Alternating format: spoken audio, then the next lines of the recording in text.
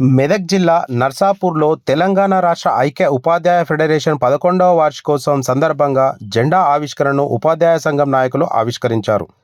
ఈ సందర్భంగా వారు మాట్లాడుతూ, ఉపాధ్యాయులు విద్యారంగం సమన్వయం కోసం అనేక రకాల సమస్యలతో కొట్టుమిట్టాడుతున్న విద్యారంగం సమస్యలను ప్రభుత్వ దృష్టికి తీసుకువెళ్లి పరిష్కార దిశగా ఉద్యమాలు చేస్తామని తెలిపారు.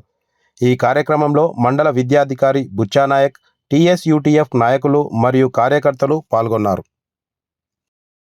వారీగా, కేడర్ల వారీగా, ప్రాంతాల వారీగా రకరకాలుగా విడిపోయి అనేక రకమైన సమస్యలతో కొట్టుమిట్లాడుతున్న సందర్భంలో ఐక్య ఉపాధ్యాయ ఫెడరేషన్ యూటీఎఫ్ అనేది అన్ని మేనేజ్మెంట్లకి, అన్ని కేడర్లకి, అన్ని ప్రాంతాలకి ప్రాతినిధ్యం వహించే విధంగా ఏర్పడింది.